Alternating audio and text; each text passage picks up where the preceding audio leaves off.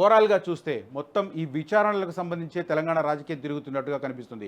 Phone tapping కావచ్చు, ఆ తర్వాత ఇప్పుడు కాళేశ్వరం వ్యవహారం కావచ్చు, ఇప్పుడు తాజాగా విద్యుత్ కొనుగోలు ఒప్పందాలు కావచ్చు, ఇట్లాంటి అంశాల మీద రాజకీయం తిరుగుతున్నప్పుడు అంతిమంగా ఏం జరగబోతుంది? ఇట్లాంటి అంశాలు ఇప్పుడు కీలకంగా మారుతున్నాయి. మనందరికీ తెలుసు, కాళేశ్వరం ప్రాజెక్టు పూర్తి చేయడానికి మేఘాల మీద చర్య తీసుకున్నారు.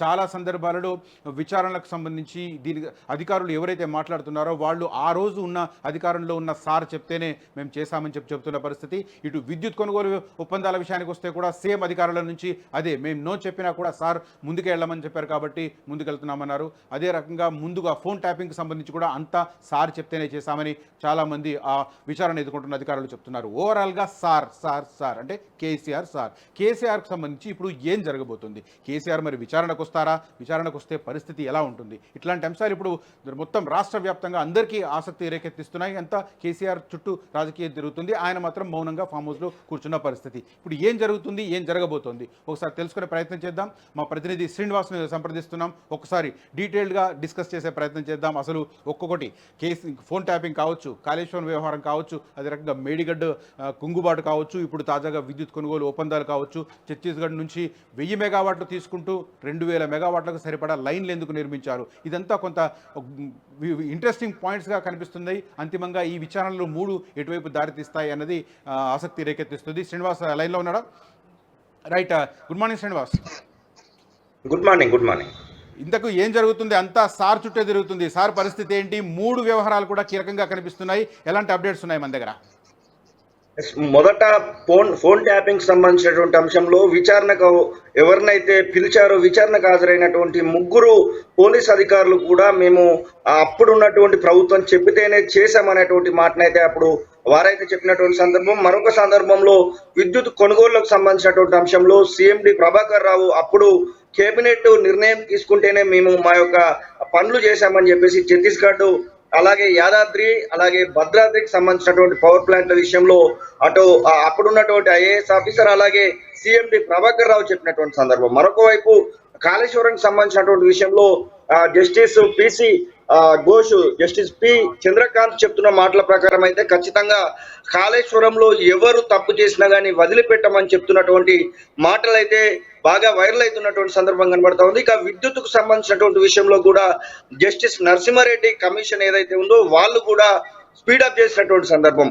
అందరికీ సంబంధించినటువంటి విషయంలో కూడా పై స్థాయిలో ఉన్నటువంటి ముఖ్యమంత్రి మాకు చెప్తేనే మేము చేశామన్నటువంటి మాటలు అయితే వాళ్ళు చెప్తున్నటువంటి సందర్భం కనబడతా ఉంది. ముఖ్యంగా ఫోన్ ట్యాపింగ్ తీసుకున్నట్టు ఉంటే మేము బాధితులము అంటూ ఇప్పుడు అధికారంలో ఉన్నటువంటి కాంగ్రెస్ పార్టీ నాయకులు కొంతమంది, మరొక వైపు బీజేపీ పార్టీలో ఉన్నటువంటి రఘునందన్ రావు, ఈటల రాజేందర్ లాంటి వాళ్ళు కొంతమంది ఫోన్ ట్యాపింగ్ బాధితులం మేము అని చెప్పేసి వారు కూడా బయటకు వచ్చి మాట్లాడడము, ఇవన్నీ కూడా ఒక రకంగా చెప్పాలంటే పాత ప్రభుత్వంలో ఉన్నటువంటి అధికారులకు అలాగే ముఖ్యంగా అప్పుడు ముఖ్యమంత్రిగా ఉన్నటువంటి కేసీఆర్ కు మాత్రము ఒక రకంగా ఇది ఉచ్చు బిగిస్తుందనే చెప్పుకోవచ్చు. ఇక ఈ విషయంలో ముఖ్యంగా విద్యుత్ కొనుగోలు విషయంలో మాత్రము అప్పుడు పనిచేసినటువంటి అధికారులందరినీ కూడా విచారించేటువంటి ప్రయత్నం చేస్తున్నటువంటి సందర్భాన్ని అయితే మనం చూస్తా ఉన్నాము. జస్టిస్ నరసింహారెడ్డి కమిషన్ అయితే అందరినీ పిలుచుకుంటుంది, అలాగే విద్యుత్ రంగ నిపుణులను కూడా పిలుచుకుంటుంది. అలాగే దీని విషయంలో ఎవరికైనా ఆలోచనలు ఉన్నట్టు ఉంటే ఖచ్చితంగా మా ముందట మీరు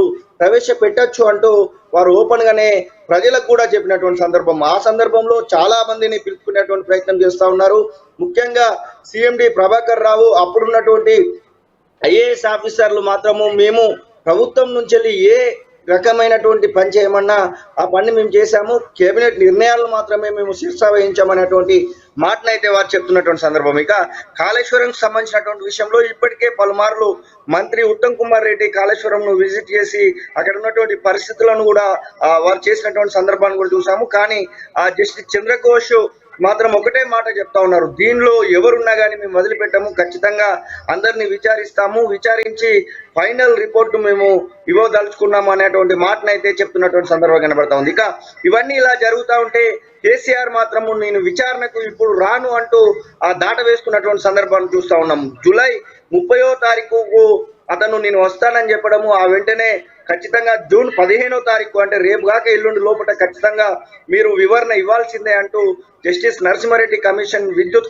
విద్యుత్ ఒప్పందాలకు సంబంధించినటువంటి విషయంలో వేసినటువంటి జస్టిస్ నరసింహారెడ్డి కమిషన్ వారికి చెప్పడం ఇవన్నీ అయితే చకచకా జరుగుతున్నటువంటి సందర్భం. ఇక ఫోన్ ట్యాపింగ్ వ్యవహారంలో ఇప్పటికే జైల్లో మగ్గుతున్నటువంటి అధికారులను కూడా మనం చూస్తా ఉన్నాము. పలువురు అధికారులకు సంబంధించినటువంటి విషయంలో ఇప్పటికే వారికి సంబంధించినటువంటి రిపోర్ట్ని అయితే తీసుకోవడం జరిగింది. అసలు ఎందుకు చేయడం జరిగింది, ఫోన్ ట్యాపింగ్ వ్యవహారంలో ఎవరెవరిని మీరు బెదిరించారు, ఎవరెవరు దీనిలో ఇన్వాల్వ్ అయి ఉన్నారు, వీటన్నిటి విషయంలో కూడా ఇప్పటికే పలుమార్లు అయితే పోలీస్ అధికారులు విచారించినటువంటి సందర్భం కనబడతా ఉంది. అంటే 3 విషయాలలో కూడా కేసీఆర్ ఇరుక్కపోయారు అనేటువంటి విషయాన్ని మనం స్పష్టంగా అర్థం చేసుకోవచ్చు. కేసీఆర్ తో పాటుగా అప్పుడు ఉన్నటువంటి అధికారులు కూడా ఇరుక్కపోయారు అనేటువంటి విషయం అయితే మనకు స్పష్టంగా అర్థమవుతా ఉంది. ఇవన్నీ జరుగుతున్నప్పటికీ కూడా కేసీఆర్ కనీసం బయటకు వచ్చి ఇది జరిగింది, ఇలా జరిగింది అని చెప్పేటువంటి ప్రయత్నం అటు కమిషన్ల ముందు చేయలేకపోతున్నాడు, అలాగే ఇటు ఈ ప్రజలకు కూడా చెప్పేటువంటి ప్రయత్నం చేయలేకపోతున్నారు. కనీసం కొంతమంది ఎమ్మెల్యేలు, కొంతమంది వ్యక్తులు మాత్రమే, బీఆర్ఎస్ పార్టీ లీడర్లు మాత్రమే ప్రెస్ మీట్ల రూపకంగా బయటికి చెప్పేటువంటి ప్రయత్నం చేస్తున్నటువంటి సందర్భాన్ని మాత్రం మనం చూస్తా ఉన్నాం. ఇవన్నీ జరుగుతున్నప్పటికీ కూడా కొంతమంది చెప్తున్నటువంటి మాటల ప్రకారం ఇవన్నీ జరుగుతాయి, మళ్ళీ వదిలేస్తారు, అందరూ ఒకటే అనేటువంటి ఆ మాట కూడా ప్రజల నుంచి వినబడతా ఉంది. కొంతమందిని వెలుగు అడిగేటువంటి ప్రయత్నం చేసింది. ఇటు కాళేశ్వరం విషయంలో, ఫోన్ ట్యాపింగ్ విషయంలో, అలాగే విద్యుత్ కొనుగోళ్ల విషయంలో మరి ఎవరికైనా జైలు శిక్షలు పడడానికి అవకాశం ఉందా, గత కాలంలో పనిచేసినటువంటి ఎవరైతే ప్రభుత్వంలో ఉన్నటువంటి రాజకీయ నాయకులకు ఎవరికైనా అవకాశం ఉందా అనేటువంటి మాటను మనం కామన్ గా అడిగి చూస్తే అసలు నమ్మకం లేదు బాబోయ్ అనేటువంటి మాట కూడా వినబడతా ఉంది. అంటే ప్రజలకు కూడా అరే ఏం జరగదు అనేటువంటి ఒక అనైశ్చర్యత కనబడతా ఉన్నటువంటి సందర్భాన్ని అయితే మనం చూస్తా ఉన్నాం. నిన్న విద్యుత్ కొనుగోళ్లకు సంబంధించినటువంటి విషయంలో తొలి వెలుగు వేణుగోపాల్ రావు అనేటువంటి విద్యుత్ రంగ నిపుణుల్ని సంప్రదించినటువంటి నేపథ్యంలో కూడా వారు కూడా నిజంగానే ప్రభుత్వం చిత్తశుద్ధితో, ఇప్పుడున్నటువంటి కాంగ్రెస్ ప్రభుత్వము సీఎం రేవంత్ రెడ్డి చిత్తశుద్ధితో కనుక అప్పుడున్నటువంటి వ్యక్తులను, అప్పుడున్నటువంటి దొంగలను పట్టుకోవాలనుకుంటే మాత్రం ఖచ్చితంగా జైల్లోకి పోవాల్సినటువంటి రోజైతే వస్తుంది. కానీ ఇప్పుడు జరుగుతున్నటువంటి పరిణామాలు వాటన్నిటిని చూస్తున్నాము. కొన్ని రోజుల తర్వాత దీన్ని కూడా మరుగున పడేస్తారు, ఎవరి జారిలో వాళ్ళు ఉంటారు, ప్రజల సొమ్ము అయితే రాళ్ల పాలవ్వాల్సినటువంటి పరిస్థితి అంటూ వారి యొక్క బాధను వెలగట్టుకున్నటువంటి సందర్భాలను కూడా మనం చూస్తా ఉన్నాం. Right, thank you Srinivas for updates. ఓవరాల్గా చూస్తూ ఉంటే ఇదంతా తూతూ మంత్రంగా జరుగుతున్న దర్యాప్తేనా, లేకపోతే నిజంగానే నిందితులకు ఎవరైతే దోషులుగా తేల్తారో వారికి శిక్ష పడుతుందా అన్న అనుమానం మాత్రం ప్రజల్లో స్పష్టంగా కనిపిస్తుంది.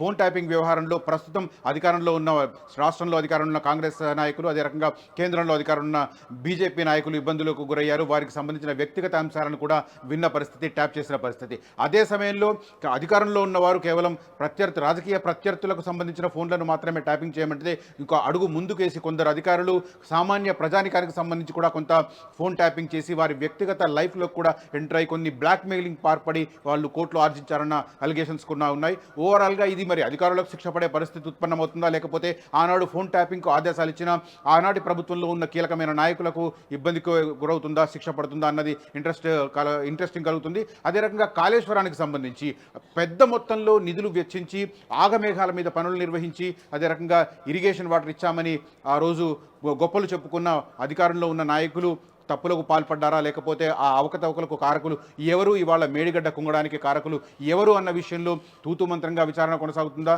లేకపోతే ఆ బాధ్యులపై చర్యలు తీసుకుంటారా అన్నది మాత్రం చర్చనీయాంశంగా మారుతుంది. అసలైన తొలి వెలుగు. ఫాలో వాట్సాప్ @తొలి వెలుగు official.